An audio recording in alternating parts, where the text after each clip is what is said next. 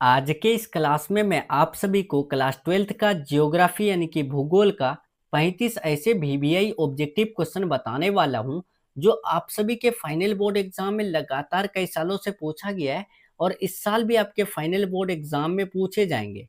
Dear students, अगर आप सभी क्लास 12th का फाइनल बोर्ड एग्जाम इस साल देने वाले हैं और आप आर्ट्स से ज्योग्राफी सब्जेक्ट रखे हैं तो आप सभी आज के क्लास को ध्यान से देखिएगा। अगर आप सभी को ज्योग्राफी में बेहतर मार्क्स लाना है तो आप सभी को ये 35 क्वेश्चन हर हाल में याद करना ही पड़ेगा। ठीक है, ये 35 क्वेश्चन याद कर लीजिए, आपका बहुत सारा तैयारी जो है ना कंप्लीट होने वाला है। ठीक है, बस ध्यान से याद कीजिएगा, एक एक क्वेश्चन को नोट डाउन करते चलिएगा। ठीक है, कोई भी क्वेश्चन में डाउट रहे आप सभी कमेंट बॉक्स में बताते चलिएगा। ठीक है, मैं आप सभी का समय बिल्कुल भी नहीं लूंगा, सीधे क्वेश्चन आंसर की तरफ चलूंगा। ठीक है, बस आप सभी क्या करेंगे, वीडियो को एक बार लाइक कर देंगे और चैनल को यानी कि सब्सक्राइब करके बेल आइकन प्रेस कर लेंगे। वीडियो पसंद आए तो आप सभी लाइक करके अपने दोस्तों में शेयर कर देंगे। ठीक है, चलिए तो समय वेस्ट नहीं करते हैं, हम लोग सीधे क्वेश्चन आंसर की तरफ चलते हैं। ठीक है ना, चलिए तो डियर स्टूडेंट, यहाँ पहला नंबर क्वेश्चन आ चुका है। पूछा गया है, भारत की मुख्य जनगणना कितने वर्षों में होती है? बताइए। ये क्वेश्चन तो मैंने इससे पहले वाला क्लास में बताया था। भारत में जो जनगणना होती है वो कितने सालों में? तो हर 10 साल में। ठीक है, राइट आंसर भी हो जाएगा। इससे पहले जनगणना हमारे भारत में कब हुई थी? तो याद रखिएगा 2011 में हुई थी। ठीक है, लेकिन 2021 में जनगणना होना था जो कि अभी तक नहीं हुआ। क्यों नहीं हुआ?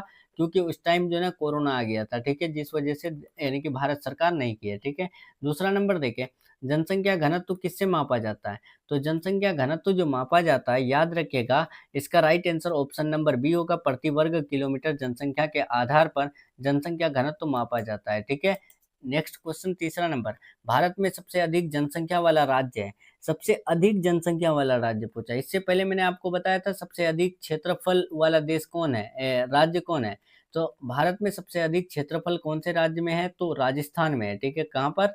राजस्थान में है। अब यहाँ पर बताना है कि कौन से राज्य में सबसे ज्यादा जनसंख्या है। तो याद रखना, उत्तर प्रदेश में सबसे अधिक जनसंख्या है। नेक्स्ट 4, भारत में निम्न में कौन सा राज्य सबसे कम यानी जनसंख्या वाला है? सबसे कम जनसंख्या वाला राज्य आपको बताना है भारत का। तो याद रखिएगा 4 का क्या होगा? ऑप्शन नंबर ए होगा, सिक्किम। ठीक है, कौन होगा?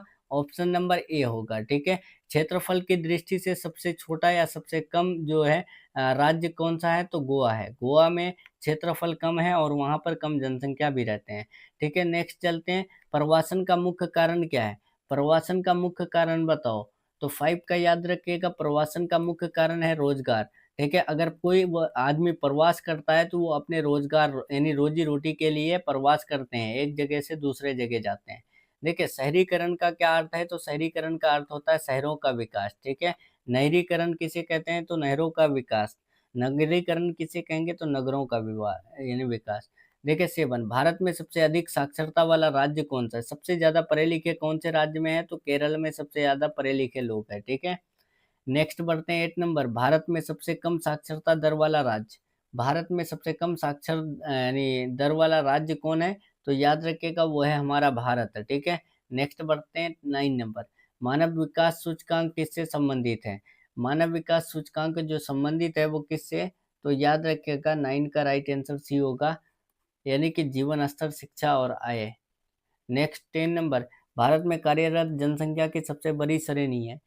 देखिए, भारत में कार्यरत जनसंख्या की जो सबसे बड़ी श्रेणी है वो कौन है? तो याद रखिएगा प्राथमिक क्षेत्र है। ठीक है, 11 देखिए, किस देश की आर्थिक स्थिति को दर्शाने वाला मुख्य सूचक है?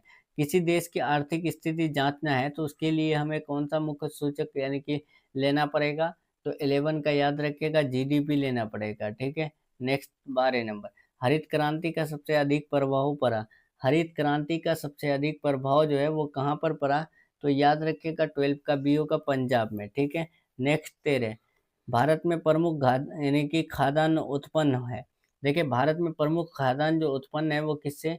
तो 13 का याद रखिएगा ऑप्शन नंबर बी हो जाएगा, धान से। ठीक है, नेक्स्ट 14 देखिए, भारत का सबसे प्रमुख कच्चा यानी कि तेल उत्पादक है।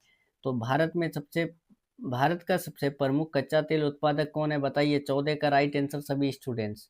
चलिए बहुत अच्छा, 14 का सी होगा, गुजरात। सभी स्टूडेंट वीडियो को लाइक करके शेयर करते चलेंगे। कोयला का सबसे बड़ा भंडार भारत में कहाँ है? कोयला का सबसे बड़ा भंडार जो है भारत में कहाँ पर है? तो 15 का याद रखिएगा ऑप्शन नंबर जो है ना 15 का ए हो जाएगा झारखंड। 16 नंबर देखिए पूछा गया भारत में सर्वाधिक कपास उत्पादक राज्य है।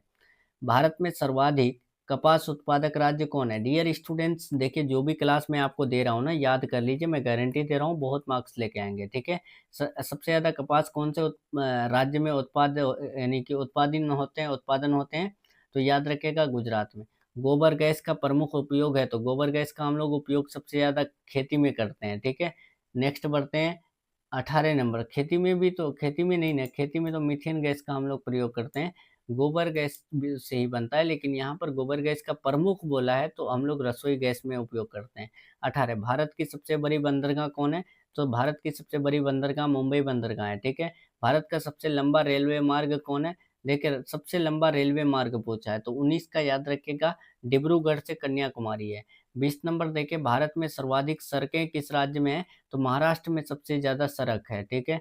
नेक्स्ट बढ़ते हैं राष्ट्रीय जलमार्ग सेवन कहाँ से कहाँ तक है? राष्ट्रीय जलमार्ग सेवन सॉरी राष्ट्रीय राजमार्ग NH7 जो है वो कौन से राज्य में है, यानी कि कहाँ से कहाँ तक है? तो 21 का बी याद रखिएगा, वाराणसी से कन्याकुमारी। भारत में संचार क्रांति के जनक कौन माने जाते हैं? भारत में संचार क्रांति के जनक कौन माने जाते हैं? तो राजीव गांधी माने जाते हैं, ठीक है। 23 देखिए भारत में सबसे पहले रेलवे लाइन बिछाई गई। देखिए भारत में सबसे पहले रेलवे लाइन जो बिछाई गई थी वो कहाँ? तो याद रखिएगा इसका right answer option number A हो जाएगा 1853 में, ठीक है। 1853 में कहाँ पर? तो कोलकाता में, ठीक है। ये भी आप याद रखिएगा, बहुत इंपॉर्टेंट क्वेश्चन है, आपको क्वेश्चन पूछे जा सकते हैं कि भारत में सबसे पहले रेलवे लाइन कहाँ बिछाई गई थी? 1853 में, ठीक है। कहाँ पर? कोलकाता में। नेक्स्ट, किस क्षेत्र को खनिजों का घर कहा जाता है? खनिजों का घर कौन से क्षेत्र को कहा जाता है? तो छत्तीसगढ़ और झारखंड को खनिजों का घर कहा जाता है। भारत का प्रमुख लौह यानी अयस्क उत्पादक राज्य है। देखिए इनमें से कौन सा राज्य है जहाँ पर सबसे ज़्यादा लोहा उत्पादन होता है? तो उड़ीसा में, ठीक है। नेक्स्ट बढ़ते हैं 26 नंबर। भारत में सबसे पहले स्टील प्लांट कहाँ था?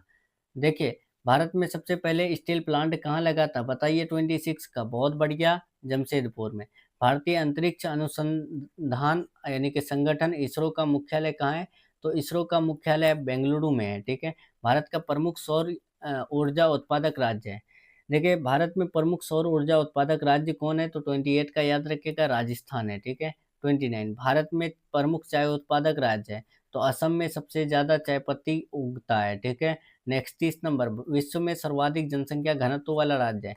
जनसंख्या घनत्व सबसे ज़्यादा कहाँ पर है? तो आप याद रखिएगा बिहार, ठीक है। अगर क्वेश्चन पूछे कि बिहार में सर्वाधिक जनसंख्या घनत्व वाला जिला कौन है? तो पटना है। पटना में बहुत घने रहते हैं, ठीक है। यानी कि हर एक किलोमीटर में नहीं भी अगर आदमी देखिएगा तो 1200 से भी ज़्यादा आदमी देखिएगा, ठीक है। यही जो है जनसंख्या घनत्व है, ठीक है। नेक्स्ट बढ़ते हैं 31। भारत का सबसे छोटा केंद्र शासित प्रदेश कौन सा है? सबसे छोटा केंद्र शासित प्रदेश जो है ना वो है लक्षद्वीप, ठीक है। नेक्स्ट, भारत की सबसे लंबी नदी है गंगा, ये तो पता है सबको। 33। सर्वाधिक वर्षा किस राज्य में होती है? तो सर्वाधिक वर्षा यानी बारिश जो है ना मेघालय में होती है, ठीक है। राइट आंसर 33 का सी होगा। 34। भारत में सर्वाधिक ऊंचाई पर स्थित राज्य है। सर्वाधिक ऊंचाई पर स्थित राज्य कौन है? तो याद रखिएगा लद्दाख है, ठीक है। नेक्स्ट 35 देखिए, किस राज्य की सीमा सबसे अधिक देशों से लगती है? कौन से राज्य की सीमा सबसे अधिक लगती है? तो 35 का याद रखिएगा, अरुणाचल प्रदेश, ठीक है। Right answer option number C बिल्कुल राइट हो जाएगा। तो चलिए डियर स्टूडेंट्स, यहाँ पर मैंने आपको जियोग्राफी का जो है ना 35 VBI ऑब्जेक्टिव क्वेश्चन का क्लास बता दिया, ठीक है। अच्छे से बताया। कोई भी क्वेश्चन में डाउट रहे कमेंट बॉक्स में बताइएगा। क्लास आपको कैसा लग रहा है आप लोग कमेंट में बताया कीजिए, ठीक है। बाकी इधर आंसर की है, अगर आप लोग इसका डाउनलोड करना चाहते हैं तो टेलीग्राम चैनल ज्वाइन कर सकते हैं। टेलीग्राम चैनल का लिंक डिस्क्रिप्शन बॉक्स में दिया हुआ है, ठीक है। चलिए तो मिलते हैं नेक्स्ट वीडियो में नेक्स्ट टॉपिक के साथ। तब तक के लिए आप अपना ख्याल रखिए, अपना स्टडी जारी रखिए। Take care, thanks for watching.